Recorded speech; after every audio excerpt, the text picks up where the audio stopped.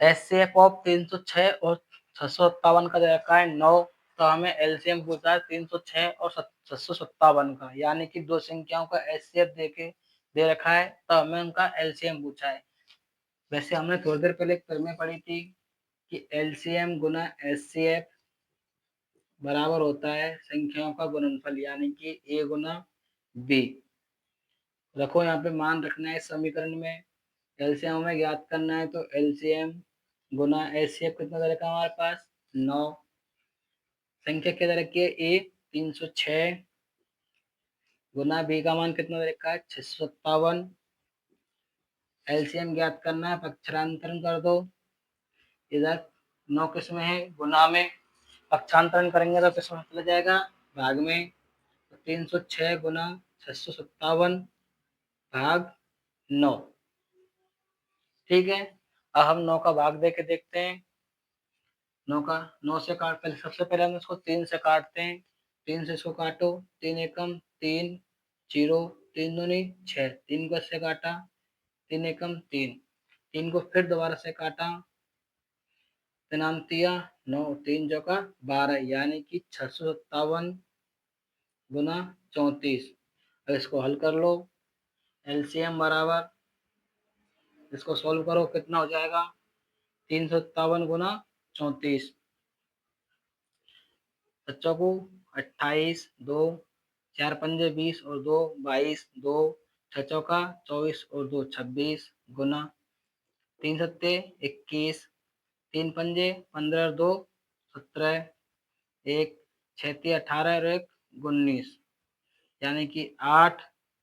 जोड़ो 3 7 6 13, 9 2 11 1 12 और 1 2, यानी कि इसका एलसीएम कितना आ जाएगा 22,338। ये क्या जाएगा इसका एलसीएम।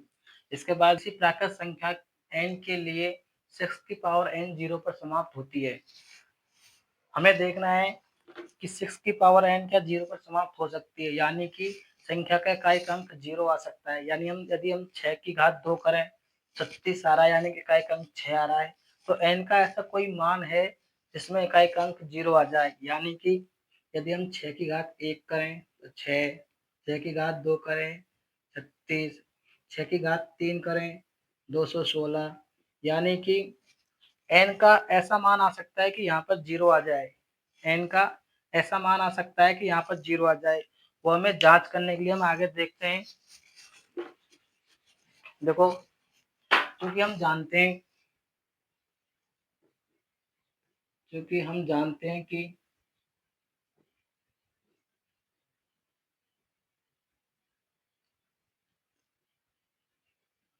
देखो,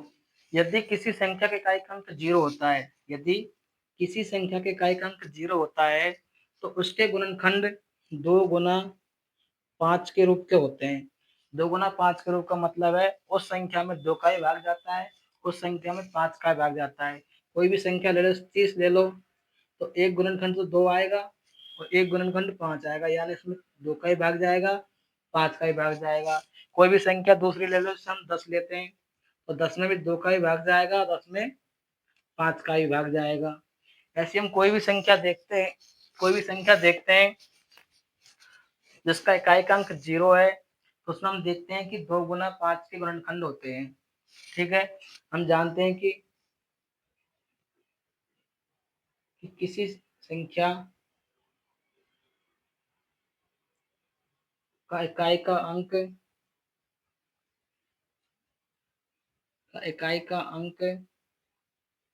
0 होता है, तो 0 होता है तो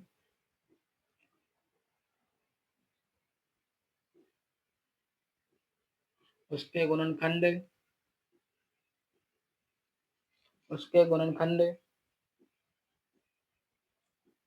2 गुना 5 के रूप के होते हैं,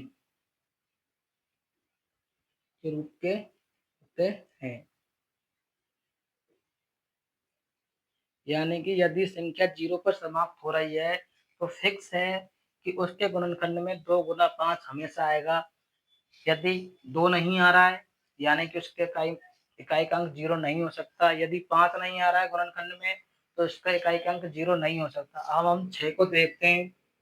6 की पावर n। यदि हम 6 के गुणनखंड करें तो इसमें 2 का भाग गया 3 बार, 3 में 3 का भाग 1 बार, यानी कि इसके हमें गुणनखंड कैसे प्राप्त हुए, 2 गुना 3 के रूप में की घात n। अब बताओ इसके गुणनखंड में कैसे प्राप्त हुए, 2 की घात 3 की पावर n के रूप में। क्या इसमें 5 आ रहा है, नहीं आ रहा, इसके गुणनखंडों में 5 नहीं आता है। अतः 6 के गुणनखंड में, 6 के गुणनखंडों में, 6 के गुणनखंड ऐसे लिखो इसको, 6 के गुणनखंड 2 गुना 5 के रूप में नहीं है, 5 के रूप में नहीं है। अतः n का ऐसा कोई भी मान विद्यमान नहीं होगा, विद्यमान नहीं होगा, नहीं होगा कि 6 की पावर n 0 पर समाप्त हो जाए, 0 पर समाप्त हो जाए। 0 पर समाप्त होने के लिए संख्या के गुणनखंड 2 इंटू 5 के रूप में होने चाहिए, जबकि 6 के गुणनखंड हमें 2 गुना 3 के फॉर्म में प्राप्त हो रहे हैं। अतः यदि हम 6 की घात कितनी भी कर लें, तो 6 की घात कितनी भी करने पर ऐसी कोई n का ऐसा कोई भी मान नहीं आ सकता कि जब उसका मान ऐसा प्राप्त हो जाए जिसके इकाई का अंक 0 हो। ये तथा ये संख्या भाज्य हैं, हमें समझाने हैं कि यह भी भाज्य और ये भी भाज्य है, तो ये क्यों भाज्य हैं। तो हम जानते हैं कि भाज्य संख्याएं क्या होती हैं। भाज्य संख्या ऐसी होती है जिनके एक 2 से अतिरिक्त गुणनखंड हो, एक के अतिरिक्त गुणनखंड हो, वह भाज्य संख्या कहलाती है। यानी कि एक तो समूह होता है, जैसे 2 आ गया, तो 2 के अलावा और भी गुणनखंड होने चाहिए, जैसे 2 गुना 3 हो गया, 2 गुना 5 हो गया, 3 गुना 5 हो गया, यानी कि 2 से ज्यादा अभाज्य गुणनखंड हो, उसे हम कहते हैं भाज्य संख्या। ठीक है, तो हम सबसे पहले इसको देखते हैं, तो इसको सॉल्व करते हैं। 7 गुना 11 गुना 7 यानी कि 77 गुना 13 प्लस 13। अब देखो इसको इस तरह से सॉल्व करना है कि एक संख्या कॉमन आ जाए, उससे हमें इसको सॉल्व करने में आसानी हो जाएगी। अब देखो 13 यहाँ भी है और 13 यहाँ भी है, हम 13 को कॉमन ले लेते हैं, यानी कि इसको बाहर ले लेते हैं, तो अंदर कितना बचेगा, यहाँ पे तो बच रहा है 77, यहाँ पे जो निशान है उसको निशान को लगा देते हैं, यानी प्लस का चिन्ह, प्लस 13 में 13 का भाग दिया तो एक बार। ठीक है, इसको हम सॉल्व करते हैं। 13 7 और 1 77 1 78 हो जाएगा। अब देखो 13 के फिर गुणनखंड करते हैं, अभाज्य गुणनखंड, 78 के अभाज्य गुणनखंड करते हैं। 2 का दिया, कितनी बार गया,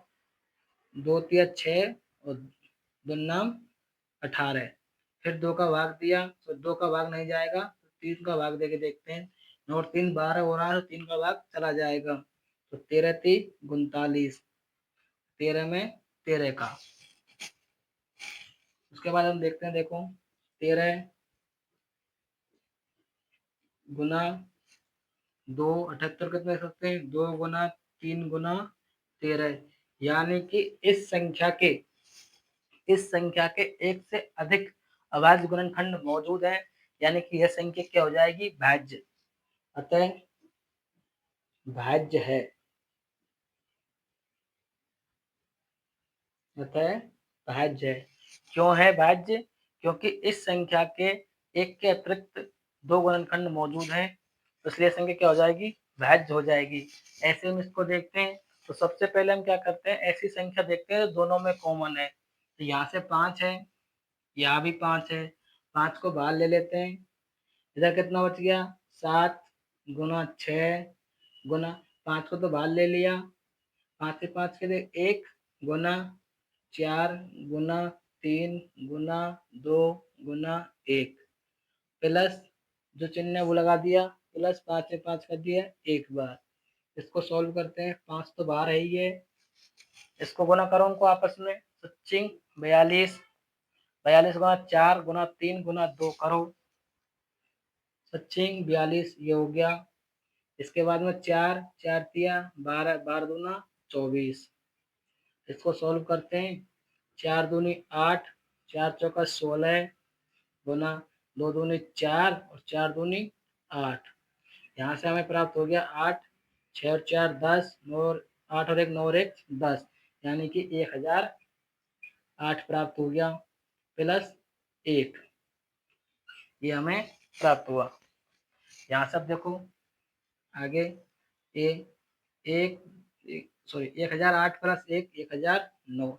अब यहाँ से भी हम देख सकते हैं कि 5 गुना 1009 प्राप्त हो रहा है, यानी कि इसके भी एक से अधिक गुणनखंड हैं, अतः ये भी क्या हो जाएगी, भाज्य, अतः संख्या भाज्य है, अतः संख्या भाज्य, भाज्य संख्या के देखिए उसके बाद हम देखते हैं 7वां प्रश्न। 7वां प्रश्न क्या कहता है कि किसी खेल के मैदान के चारों ओर एक वृत्ताकार पथ है, ठीक है, उस पर एक पॉइंट है जहां से सोनिया दौड़ना स्टार्ट करती है और वो 18 मिनट में यहाँ से स्टार्ट करती है और यहाँ तक वापस आने में उसको 18 मिनट का समय लगता है, तथा इसी पथ को पूरा करने के लिए रवि दौड़ता है और रवि को इसी पथ को पूरा करने के लिए 12 मिनट लगते हैं। तो मान लीजिए वो दोनों एक ही स्थान से चलना प्रारंभ करते हैं और दोनों एक ही दिशा में चलते हैं, तो हमें ज्ञात करना है कि वह कितने समय में पुनः प्रारंभिक स्थान पर मिल जाएंगे। यानी कि सोनिया ने भी यहाँ से स्टार्ट किया चलना, इसका चक्कर लगाने में समय लगा 18 मिनट, इसको चक्कर लगाने में लगा, रवि को चक्कर लगाने में लगा 12 मिनट, और दोनों ने एक स्थान से स्टार्ट किया और एक ही दिशा में दौड़ रहे हैं, ठीक है, दोनों एक ही दिशा में दौड़ रहे हैं, तो हमें ज्ञात करना है कि दोबारा से उसी जगह आने में इनको यदि दोनों मिलते हैं तो किस समय पर दोनों मिलते हैं, तो इसके लिए हमें इसका एलसीएम ज्ञात करना पड़ेगा। क्यों, देखिए ये यहाँ से स्टार्ट कर रहे हैं, यहाँ जाएंगे, ऐसे ही दूसरे रवि ने स्टार्ट किया, रवि भी 12 मिनट में आ जाएगा, तो दोनों को वह समय ज्ञात करना है जब दोनों एक ही पॉइंट पर मिलते हैं, तो इसका हमें एलसीएम ज्ञात करना होता है, यानी कि लीस्ट कॉमन मल्टीपल यानी कि मिनिमम, यानी लीस्ट सबसे कम जो उनका ओवेनिस्ट मल्टीपल होता है वो ज्ञात करना होता है। तो हम करते हैं 18 और 12 का एलसीएम ज्ञात करते हैं, 18 पे 12 का एलसीएम,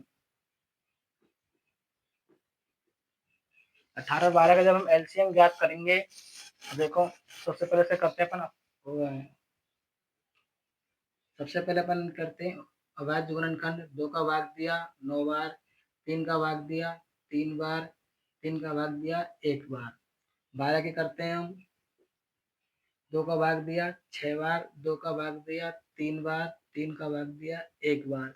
इसके गुणनखंड लिखते हैं हम 2 गुना 3 गुना 3, इसके लिखते हैं हम 2 गुना 3, इसको हम क्या लिख सकते हैं 2 गुना 3 का स्क्वायर, इसको लिख सकते हैं हम 2 का स्क्वायर गुना 3। अब देखिए हम एलसीएम ज्ञात करने के लिए हम क्या करते हैं कि उन सभी गुणनखंडों को लेते हैं, पहली बात तो हम सभी गुणनखंडों को लेते हैं और गुणनखंड लेने के अलावा उनकी हम अधिकतम घातों को लेते हैं, क्या लेते हैं, उनकी अधिकतम घातों को लेते हैं। अब देखो 2 यहाँ भी है, 2 को यहाँ से लेंगे, यहाँ 2 की घात 1 है जबकि यहाँ 2 की घात 2 है, तो हम लेते हैं अधिकतम घात, तो एलसीएम बराबर 2 की घात 2, यानी 2 को 2 बार गुणा किया।